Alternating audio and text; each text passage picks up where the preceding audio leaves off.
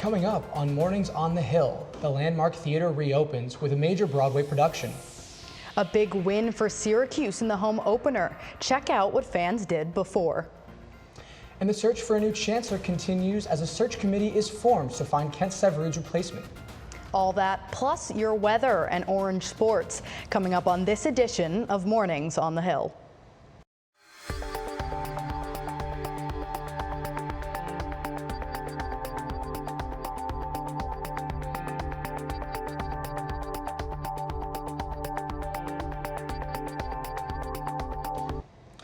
Good morning, I'm Alex Grondin alongside Madison Diaz. Thanks for joining us for Mornings on the Hill. Today's top story.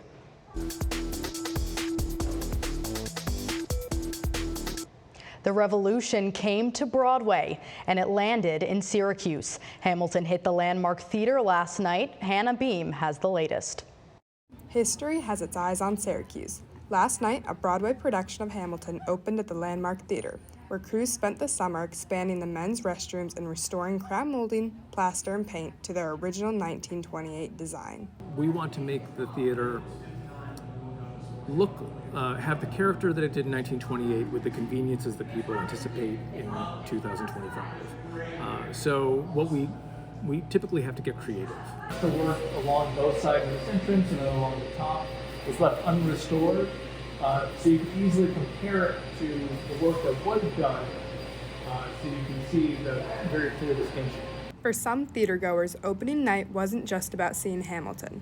It was about sharing the experience together and bringing Broadway closer to home. I think it's really special. I think it's a good thing to bring people together, and it's a really good show.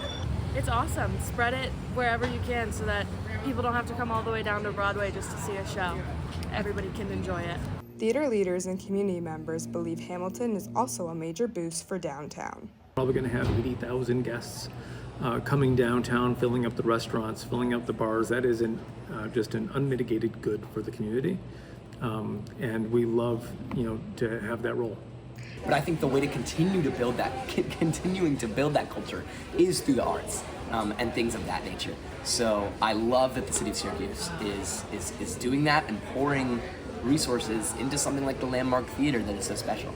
I love it because musicals are starting to get big. They start being on movie theaters now. So I feel like this is just like the next big thing, Will run through September 21st, so don't throw away your shot to be in the room where it happens. For NCC News, I'm Hannah Beam. Back to you guys. It was an exciting Saturday for Syracuse football fans, both during It was an exciting Saturday for Syracuse football fans, both during the game and before it. Ryan Story joins us live from the Waverly lot. Thanks, Alex. For many SU football fans, the fun starts bright and early in the morning on game days at the morning tailgates. However, one tailgate may be more than what meets the eye. From an outsider's perspective, Brian's official SU tailgate party might seem like your average Syracuse football tailgate. Longtime Orange fan Brian Langdon, who started the tailgate back in 1978, describes it as any host would. It's a family tradition. But for those who know it, the history and meaning runs much deeper. Langdon, a former pediatric oncology nurse at Golisano Children's Hospital, started Brian's Kids, a nonprofit that offers tissues, food, and more for children undergoing cancer treatments. I saw the need for comfort items for the kids that were going through cancer treatments and the parents who were there with them. The tailgate serves as a fundraiser for Brian's Kids. The New York State Council bought tickets for Saturday's game against UConn, with all proceeds going to the nonprofit. It's just one of the greater things that has come out of my career as a nurse. Though it's more than your typical tailgate, Brian's official SU tailgate party has one more key ingredient: great food, cooked up by the aptly named Grillmaster Brian. For more information on Brian's Kids, visit their website at brianskidscny.org. Reporting live, I'm Ryan Story for Mornings on the Hill. Thanks, Ryan. Syracuse University has begun debuting new AI technology to try and help reduce crime on campus. Eric McCormick has more.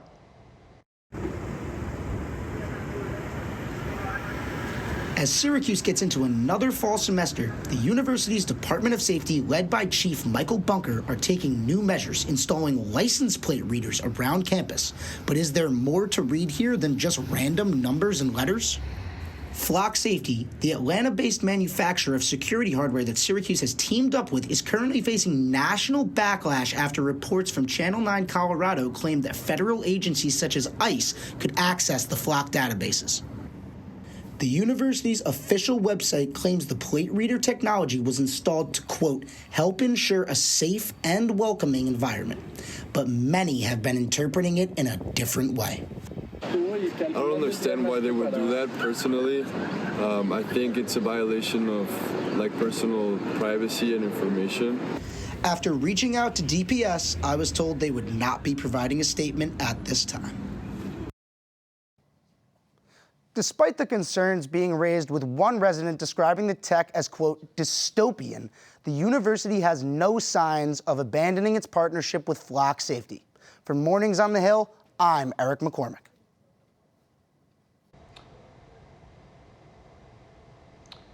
Elsewhere on campus, SU Chancellor Kent Severud announces in August that he would be leaving the university at the end of the academic year. And now the search for a new chancellor is underway. Trustees Lisa Fontelli and Shelley Fisher have been appointed heads of the search committee. SU's Board of Trustees announced in an email sent Monday night. Fisher was previously chair of student experiences, while Fontelli chaired finances. The full group has not been decided yet. Since the heavy rain on Saturday, we've had a 3-day streak of nice days. Does today make it 4? Our Holden Sherman is outside. Hello, Madison, Alex. I want you guys to say hi to Mr. Blue Sky because we've got him for a 4th straight day.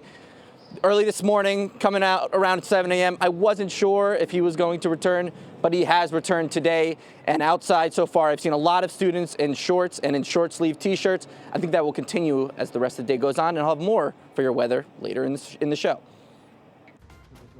Thanks, Holden. Coming up on Mornings on the Hill, the Lieutenant Governor tells us the governor made racist comments. See what's causing controversy next.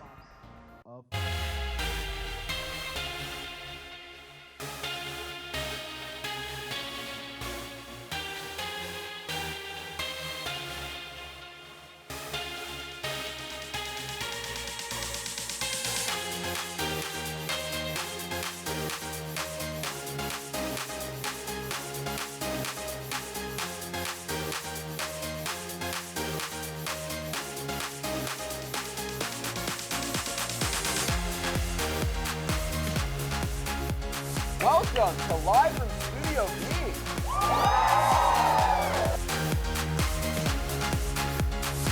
Welcome to another episode of Culturally and Technically Legal. Previously on Survivor. Welcome back to the Esports Juice Box, where we break down this week's esports news into digestible sizes for easy consumption.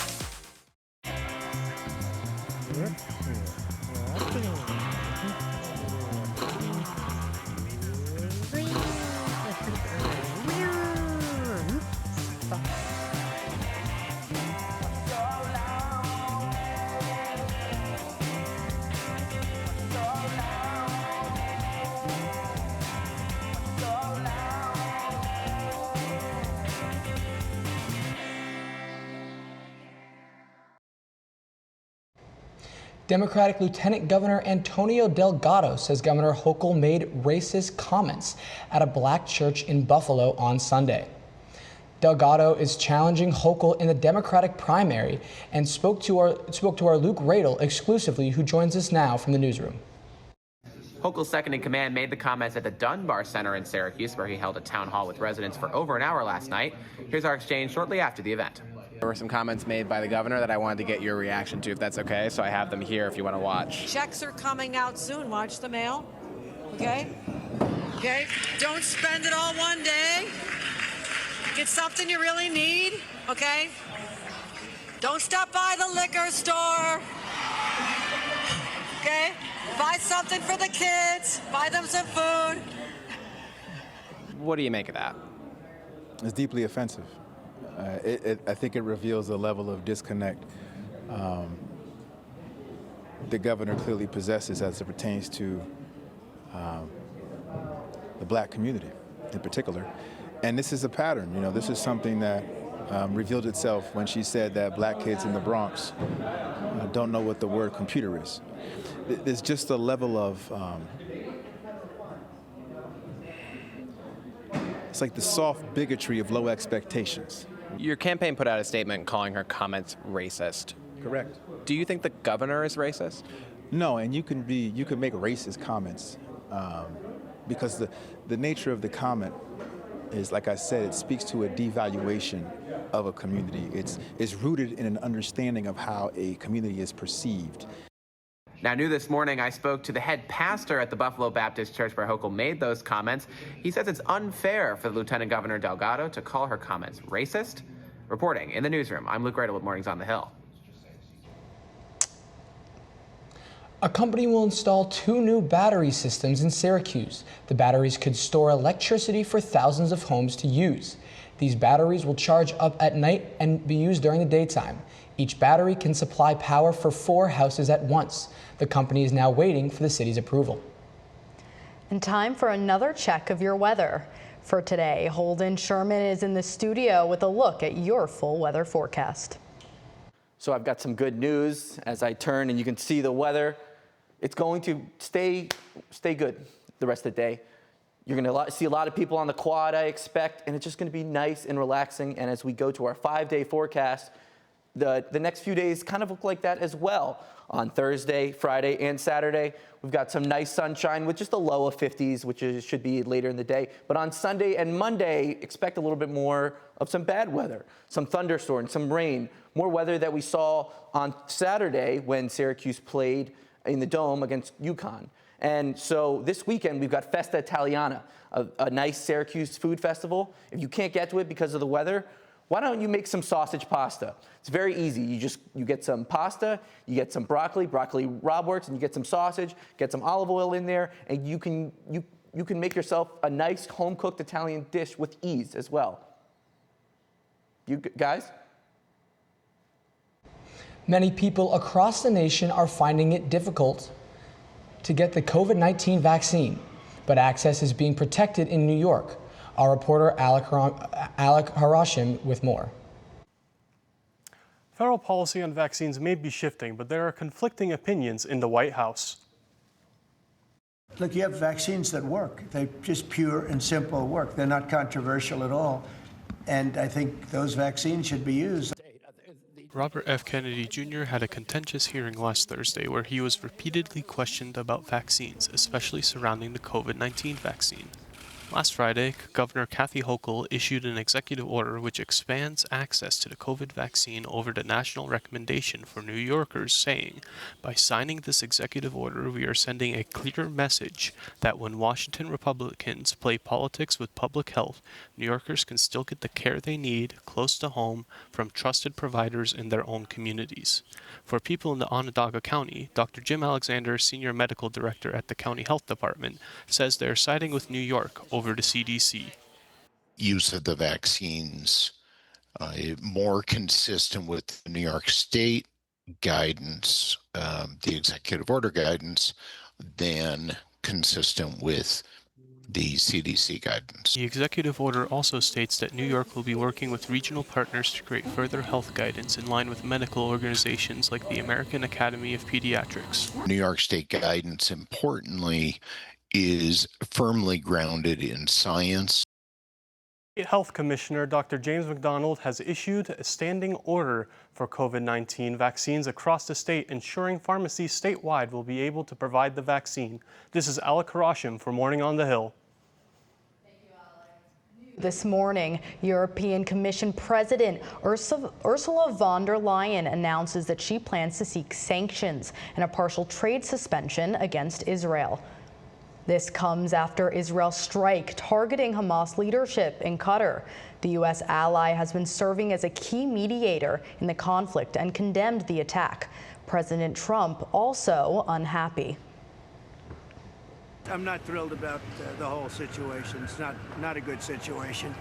But I will say this, we want the hostages back, but we are not thrilled about the way that went down. The strike marks a major escalation in the region, raising fears it could derail peace talks and jeopardize efforts to free the Israeli hostages. The first phase of ticket sales for the 2026 World Cup opens today at 11 a.m. The 26 World Cup will be the first hosted across 3 different countries: the United States, Canada, and Mexico. The World Cup qualifiers are still going on. Fans 18 or older can enter the pre-sale draw with a FIFA ID account on the official FIFA website. The draw will last until Friday, September 19th. Successful applicants will be chosen at random and will be able to purchase tickets on September 29th. Coming up on Mornings on the Hill, our Sydney Coulier dives into what's heating up in the W and which teams are ready to make some serious noise down the stretch. Yes, and in studio, we have more about women's field hockey with our Victoria Daly.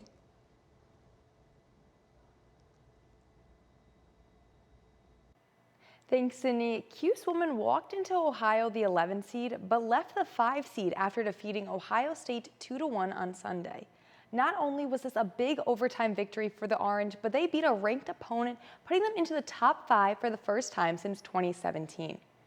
This game was scoreless until Aubrey Turner found the back of the net in the third quarter, powering past not 1 but 4 defenders for that shot. But the Buckeyes responded back 11 minutes later, tying the game. But after not 1 but 2 overtimes, Bo Van Kempen flicked a high ball over to Hattie Madden, who secured the win for the Orange. SU takes on Princeton on Friday at 5 p.m. in New Jersey. Sydney, back to you. Thanks, Victoria. While in Central New York, there are plenty of other sports in action on the Hill. On the women's side, women's soccer kicks off conference play tomorrow with a showdown against SMU. They're in the top form after last week's win over Cornell, and momentum is definitely on their side. Volleyball has taken a hot streak, going 6-0 after taking down Cornell as they approach conference play. And of course, football season is in full swing. Orange fans are riding high into next home game against Colgate on Friday, September 12th. But the excitement doesn't just stop there. The NFL is back. Week 1 has officially kicked off, and our Troy Junt is here in studio with his picks for the teams you will want to keep an eye on this season. Thanks, Sydney. The NFL season is finally in full swing. Week 1 was everything a football fan wanted. That being said, it's really early, and I still have some predictions to make on who will make the playoffs. So, as you can see, the graphic's not up yet, but in terms of my predictions for each division, in the NFC East, I have the Philadelphia Eagles. And in the NFC East, I'll have the NFC East, I'll have the Philadelphia Eagles. There we go. Lions, 49ers, Eagles, Bucks in the NFC. Ravens, Chiefs, Bills, Texans out of the AFC. And in the wild card, the Vikings, Rams, and the Packers will be the 3 wild card teams. And the Bengals, Chargers, and Raiders out in the AFC wild card race. Raiders, Bengals, Rams, and Packers, just a few teams that didn't make the playoffs last year that will be in the playoffs this year. So do I have any Super Bowl predictions at the moment? Well, I'm not sure. I'm not a big person who picks the Super Bowl once in a while this early into the season. But as of right now, I'm going with the Bills out of the AFC and the Rams out of the NFC to make it to the Super Bowl. Sydney, back to you. And that wraps up sports and Mornings on the Hill. But don't go running off just yet. After the break, we're diving into all the drama taking place here where the Landmark Theater is showing a fan favorite.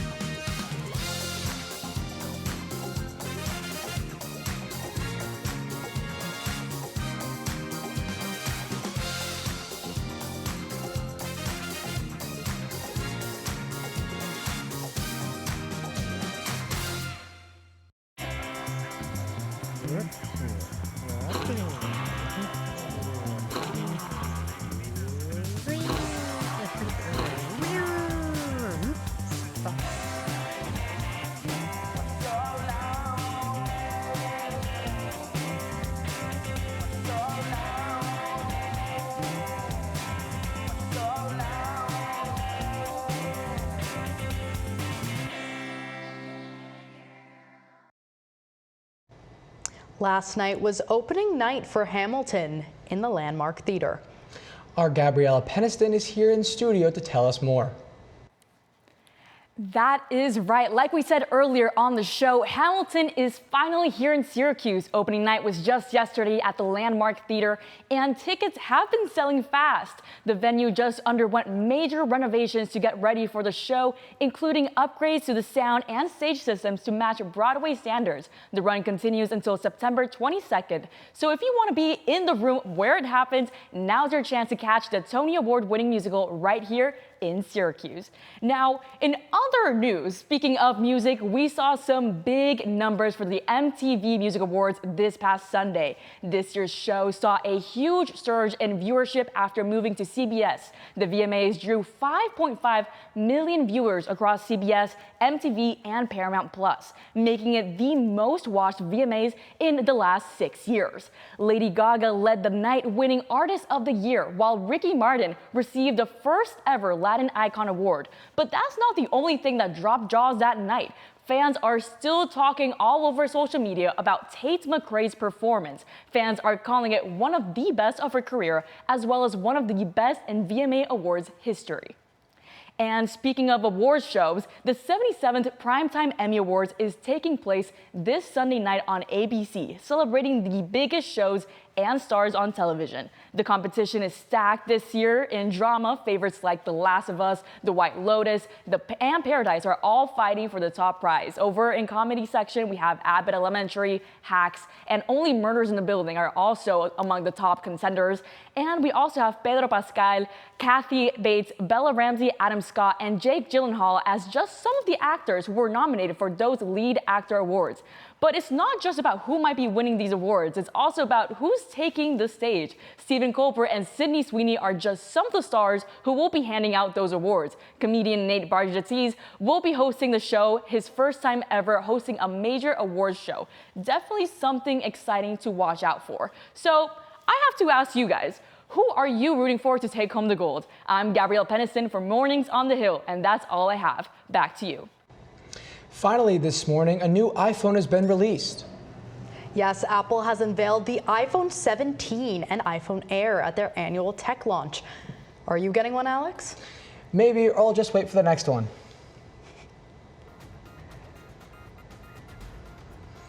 That is going to be it for Mornings on the Hill on Wednesday. I'm Alex Grondin. Follow us on social media. And I'm Madison D.